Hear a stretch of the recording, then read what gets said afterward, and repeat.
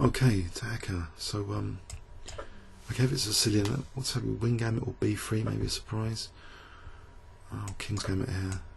Yeah, King's Gambit. Bishop C4, invite the Queen H4 line. Yeah, we haven't had this for a while. Oh, okay. Can I play Knight F3? Okay, can I take with? I'll take the bishop. Not to block in. Bishop still pointing at F7. I think this was a key improvement on an Eames Adams game. Just play Knight C3 rather than waste any more time. Give up the light square bishop because you know be getting on the C7 quickly. Gotta get these pieces hopping around in the game. So I guess nothing works at the moment, so I'll drop back the bishop.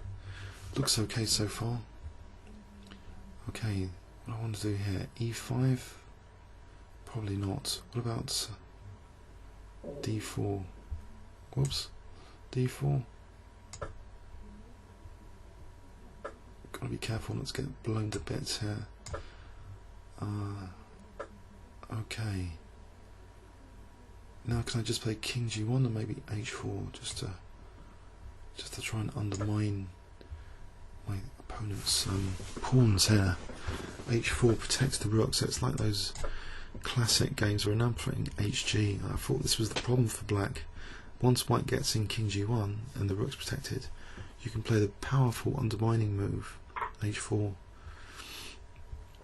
Keep this stuff top secret, guys. Especially if I win. No, if I take, then G takes. That looks unpleasant. So I'll get the queens off. Still undermining might occur. Because H6 is not playable. HG, the rook. So deEccher, didn't we have an amusing game with him once? Where I underpromoted the knight. That was a classic. Or am I confusing him with someone else? So anyway, how does he do the undermining? Okay, if I take on F4 to stop bishop H6s, surely I'm better. Fragmented pawn structure. I'm going to try and win H4, then win H7, and then F7. Double up rooks. It looks beautiful, this position. Knight E4 looks majestic, coming in much more central knights than his knights. I love this position. Please, let's not wreck it. So D5. Okay, he's tempting me for D5. Is there a big problem with D5? I can't see it. I want to keep my pawns intact. I suppose bishop G7, rook E1. It's a little bit scary, but if I can get in D5, D6 and knight D5, I mean D6 and knight D5. This is looking great. I apologise for all the extra special effects today.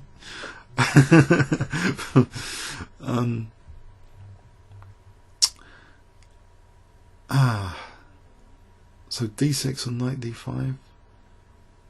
Is that really on the cards? Or is he going to blow my centre to bits? He's probably going to blow it to bits unless I got rook H5 coming up and then F6. No. No, hang on. I've always got E6. Let's not panic. I mean, E6 even here looks good, or knight B5 looks good. Let's just play knight B5 to play knight D6 or knight A7. Or E6 and knight A7 is actually mate because of that knight and bishop. So I can't ask for more from King's Gambit, can I? Than this position. I know his king's on the queen side, but it's precarious there, to say the least. He hasn't escaped the king side attack. I thought this line was not supposed to be good for black. So E6, and I can threaten the cheeky mate here. There's no bishop D4 at the moment because of the knight. I could do that and threaten a cheeky mate. What would he play? He could block with his bishop. I could play bishop C4. Let's play E6 for a laugh. Just threaten the cheeky knight mate with knight takes A7. You can block with this. Can I just play bishop C4 if knight E5? Because then again the pawn is on there. Well, knight takes A7 is mate, surely. mate. Another amusing win against this guy. Oh, Paul, was it someone else? Was it deEccher? I'm getting confused with.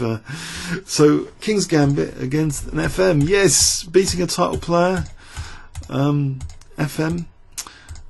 With this, now keep this maneuver top secret. This is a top secret King's Gambit system, which some of the classic players used to play. King G1 was the secret magical ingredient, because you're protecting the rook and you're facilitating and undermining the pawn chain. Remember, the whole of chess revolves around pawn structure, and Nimzovich in particular, my system. And part of Nimzovich, my system, is undermining pawns and pawn structure. Pawn chain undermining, everything falls like a pack of cards here.